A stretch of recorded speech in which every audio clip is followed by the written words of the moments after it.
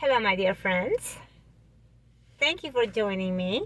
And thank you for everyone that just likes, shares, subscribes, and leaves me messages. Thank you for everyone that sent me messages. You've been so kind.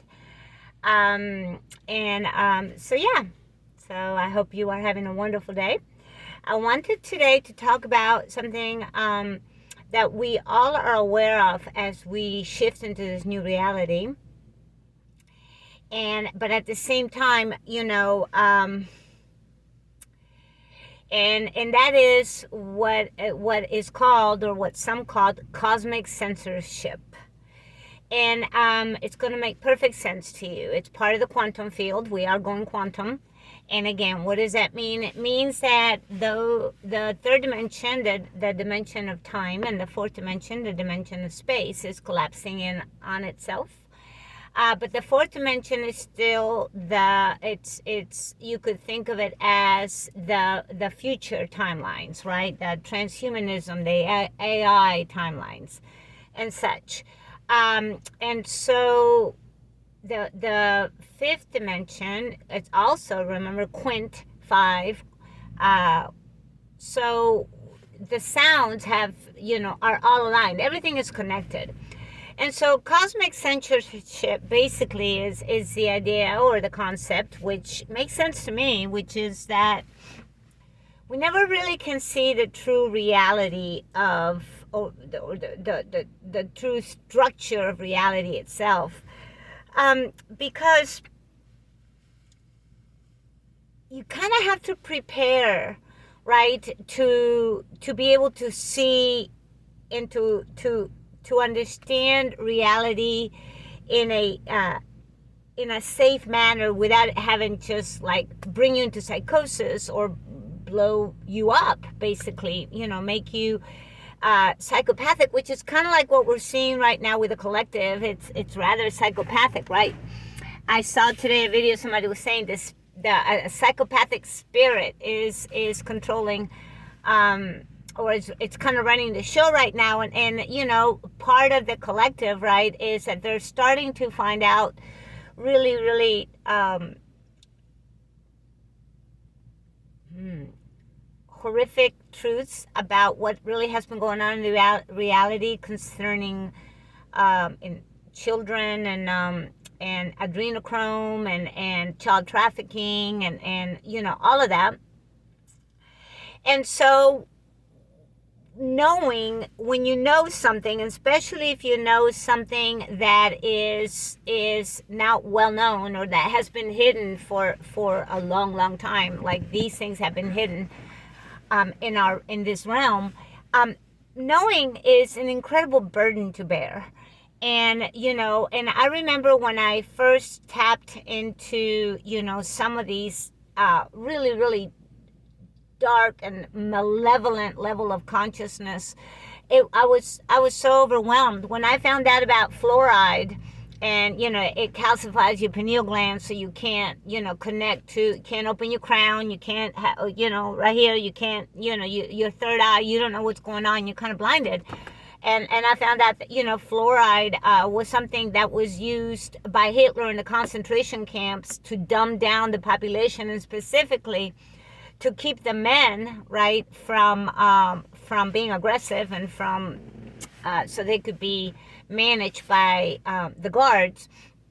I remember when I found that out, I mean, for like a week, I would just scream into a pillow, because I was completely asleep in the matrix before my spontaneous awakening on August 25th, 2011. And I was one of those moms that, I gave my kids extra fluoride. The dentist said, right?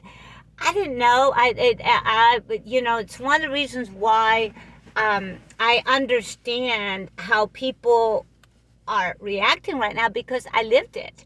But I remember when I found out about fluoride, I literally, for like a week, I would wait until the partner, which was a very also exceptionally distorted male. His name is Richard Scott. And he working for a very, very, very very malevolent company, which that brings us into the concept of blood money, which I'll talk about at a later date. And I remember I would wait until he'd go to work at 7 in the morning, and literally for like that week after finding out about fluoride, I would scream into a pillow. Like I would just, I felt the guilt and the shame, and how did I not, like a mother, how could I damage my children? Like how could I do that? You know, and that was just fluoride. And which is really interesting because on the afternoon of my spontaneous awakening, the next morning, that day was really like crazy. But the next morning I went to brush my teeth and I saw skull and bones on the toothpaste, and I was like, what is this? Why is there skull and bones? And I kept, you know, and of course, you know, what you ask and you shall receive. I immediately, information came to me about fluoride, and when I found that out, you know, it it made perfect sense why I wasn't able to use fluoride. You know, I was like brushing my teeth with water and baking soda and stuff, and just, you know, didn't understand. But I was already at that level of knowledge, and so therefore the information came to me. And so let's talk about cosmic censorship. So when that particular level of information came to me, it really like blew my mind. Like when people say it blows your mind, it blew my mind. And that's just the beginning, you know. The same with big pharma and with chemtrails and with GMOs, and, you know, I mean, the list, you know, is huge. And every time I would find out a new truth, it would like really mess me up. And right now, that's what's happening to the collective. You know, it's kind of like they can't be an ostrich and put their head in the sand anymore. It's right in their face, and it just keeps at it. You know, it's almost like a Chinese water torture. You know, it just won't go away. And so it's kind of like enlightenment is a process of ethical discipline. You gotta take your time and deal with each issue and educate yourself and make up your own mind and you know, research and find out what are these extreme truths, because sacred knowledge is kind of guarded, but it's also earned. And so when we reach that level of frequency, you know, we don't, the thoughts are all there. And when we reach it, it's up to us with our organic computer, right, our brain, to make sense of it, to use critical thinking to figure things out. And so, the reality, somebody said, reality hides its most extreme truths from human exposure, because it's kind of like, and I have these little notes I wrote, the places where the laws of nature collapse are always hidden beyond the event horizons. It means that, you know, you're always having to look into it. You can't really see it. It's here, it's behind, right? So when I'm looking at it, I can't see it. And that is because the full nature of it would really make the whole collective psychotic and unable to continue. And so right now, that cosmic censorship, right, that in the past has been kept from us, has been one step beyond the event horizon. That's all. We are at the event horizon, so we can actually now see past it, right? We've elevated, we can see past it. And that's what's happening right now. That's why everybody is kind of losing their shit, kind of thing. You know what I'm saying? It's because their mind and they don't, it doesn't line up. Like what they thought and what is not in the same plane. And the mind is just like spinning, like, you know, when you're spinning in sand or mud in your car, you're just not going anywhere. It's just spinning. But it's not seeing. It just can't, it won't go in. And I really believe that everybody at one point, right? Because no one's ever left behind. We're all connected. We're all fractals of the monad. At every single soul will see it, and everyone. There's no getting away from it. There's just no. They can, you know, they may not see it in this timeline, or, you know, they may die in fear and go back in the reincarnation cycle, come in 1 second later, right? and then try it all over again, make different choices. But eventually, everyone, no one's ever left behind. Everyone will move forward to the age of Aquarius, and the Piscean age will end, right? That's the way the system works. But when people tap into these truths too quickly, or not prepared, or they're not enlightened, or they're not, heart driven, and it's just kind of shoved in their face. The reason they can't see it is they shut down, because they go into, the result is like being in fear or being delusional. They don't want to look at it. They want no part of it. And so they move along. And we need to have compassion for this, because there, but for the grace of God go I, kind of thing. And we've all been through it. Now, of course, there's a lot of souls, especially the third wavers, some of the second wavers as well, that already came in knowing it was a a shit show. They already, so to them, they weren't surprised. But some of us that were really deep asleep in the Matrix, kind of like when Neo, in the movie Neo, I'm going back to that, because, talk about a true storytelling at 11:11 time, on the video. When Neo first is shown the reality of the world, it's like he can't, he's gonna blow, he throws up, right? He just can't handle it. That's exactly what's happening right now. And so it is extremely important for us, right, to neutralize, not transmute, because we can't transmute the shit show. Okay, nor are we being asked to do that anymore, because we've already kind of exited the system, right? Which is holding the space. We're the bridge builders. We're anchoring the bridge between the third and the fourth, and we're already fully like anchoring between the fifth and the bridge to it. So we're kind of holding the space. We're the light bearers. But we do need to have compassion. And for those that are becoming very frustrated with the ones that won't open their eyes, or just won't get it, how can you not get it?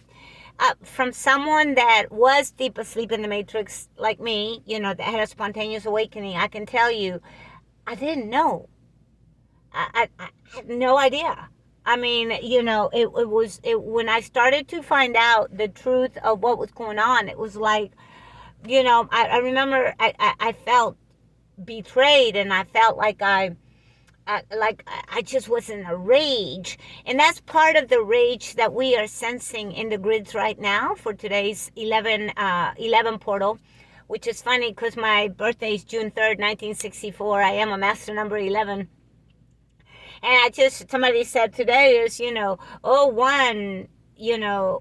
is it? 1110 or whatever. It's like 1111 portal kind of thing. But I lived it, and it was horrific.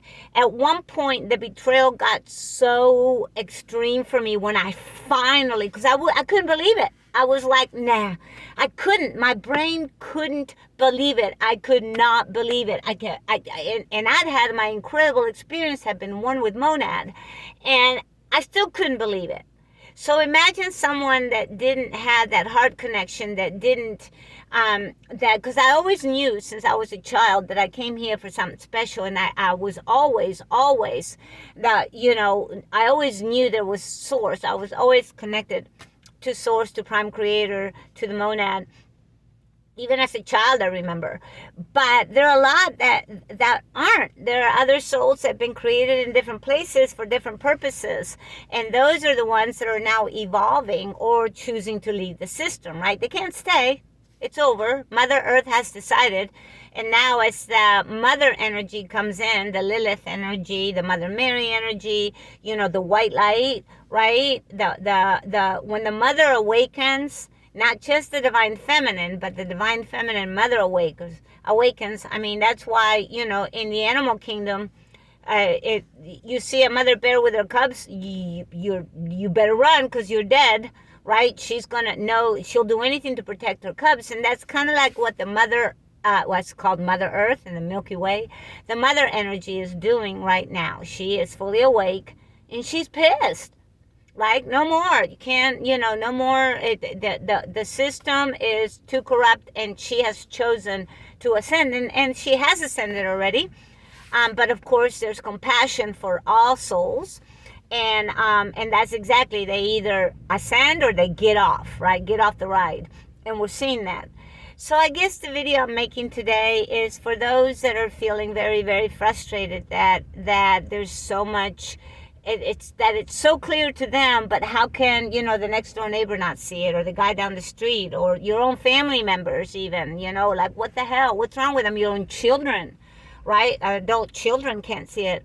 Your partner. I mean, it's in families. It's really, really difficult.